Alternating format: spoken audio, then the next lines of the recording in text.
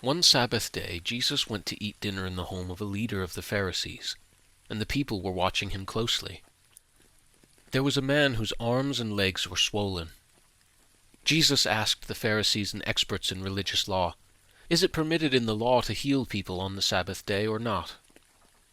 When they refused to answer, Jesus touched the sick man and healed him and sent him away. Then he turned to them and said, "Which of you doesn't work on the Sabbath? If your son or your cow falls into a pit, don't you rush to get him out?" Again they could not answer. When Jesus noticed that all who had come to the dinner were trying to sit in the seats of honor near the head of the table, he gave them this advice.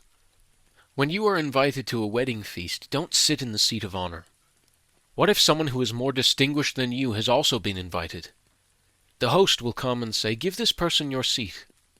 Then you will be embarrassed, and you will have to take whatever seat is left at the foot of the table. Instead, take the lowest place at the foot of the table. Then when your host sees you, he will come and say, 'Friend, we have a better place for you.' Then you will be honored in front of all the other guests. For those who exalt themselves will be humbled, and those who humble themselves will be exalted." Then he turned to his host. "When you put on a luncheon or a banquet," he said, "don't invite your friends, brothers, relatives, and rich neighbors, for they will invite you back, and that will be your only reward. Instead, invite the poor, the crippled, the lame, and the blind. Then, at the resurrection of the righteous, God will reward you for inviting those who could not repay you." Hearing this, a man sitting at the table with Jesus exclaimed, "What a blessing it will be to attend a banquet in the kingdom of God." Jesus replied with this story. A man prepared a great feast and sent out many invitations. When the banquet was ready, he sent his servant to tell the guests, "Come, the banquet is ready." But they all began making excuses. One said, "I have just bought a field and must inspect it. Please excuse me."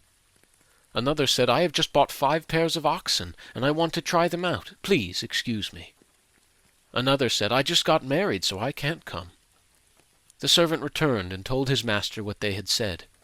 His master was furious and said, "Go quickly into the streets and alleys of the town and invite the poor, the crippled, the blind, and the lame." After the servant had done this, he reported, "There is still room for more." So his master said, "Go out into the country lanes and behind the hedges and urge anyone you find to come, so that the house will be full. For none of those I first invited will get even the smallest taste of my banquet." A large crowd was following Jesus. He turned around and said to them, "If you want to be my disciple, you must, by comparison, hate everyone else. Your father and mother, wife and children, brothers and sisters, yes, even your own life. Otherwise, you cannot be my disciple. And if you do not carry your own cross and follow me, you cannot be my disciple. But don't begin until you count the cost. For who would begin construction of a building without first calculating the cost to see if there is enough money to finish it? Or what king would go to war against another king without first sitting down with his counselors to discuss whether his army of 10,000 could defeat the 20,000 soldiers marching against him? And if he can't, he will send a delegation to discuss terms of peace while the enemy is still far away. So you cannot become my disciple without giving up everything you own. Salt is good for seasoning, but if it loses its flavor, how do you make it salty again? Flavorless salt is neither good for the soil nor for the manure pile. It is thrown away. Anyone with ears to hear should listen and understand."